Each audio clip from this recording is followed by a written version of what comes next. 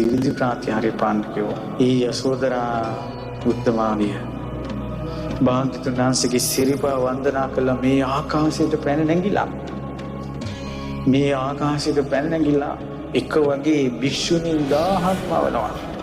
යසෝදරාව 1000යි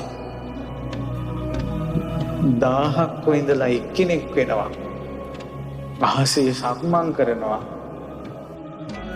එක වෙලාවක ගුරුළු වේශයක් මවාගෙන මේ පෘථුවියම පියාපත් දෙකෙන් වහලා බුදුරජාණන් වහන්සේගේ සිරිපා ළඟ තමන්ගේ ඒ ගුරුලාගේ තුඩ තියලා හොටේ තුඩ තියලා වන්දනා කළා. නාගයෝ බය වෙනකොට කිව්වා බය වෙන්න එපා මා යසෝදරා. මම යශෝදරා වෙමි. රාහුල මාතාව වෙමි.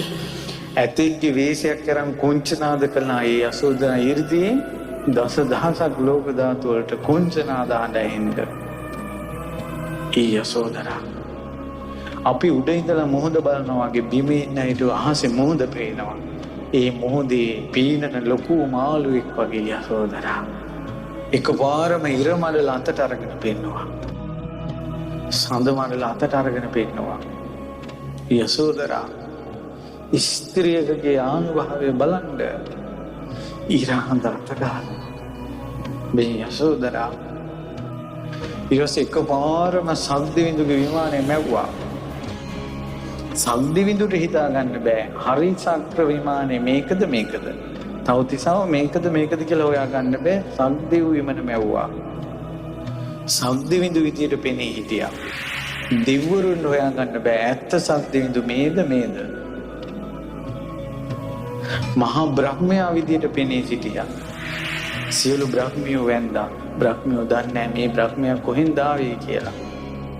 ඇයි කියනවා මම යසෝදරා. අනේක විද 이르දි ප්‍රාතිහාර්ය පාලා ඒ යසෝදරා උත්තමාවිය කියනවා මම යසෝදරා. මම යශෝදරා වෙමි. රාහුල මාතාව වෙමි. මන්දෙන් සසරින් නිදහස් වුණා. මම සංසාර සාගරයෙන් ගොඩ නැංගෙමි. සියලු භවයන් මුලිනු පුටා දැමීමි.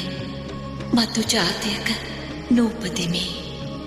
එදා තමයි යසෝදරාවන්ට දම් බෙදපු අය ඒ වගේම දිවි දේවතාවුන් වහන්සේලා යසෝදරා උත්තමාවිය මෙච්චර ආනුභාවයි කියලා දැනගත්තේ. ඊට පස්සේ යසෝදරා උත්තමාවිය ආකාශයෙන් බැහැලා බුදුරජාණන් වහන්සේගේ සිරිපා කමල වඳිනවා. යනවා. භාග්‍යවතුන් වහන්සේ පියවර කිහිපයක් ගියා.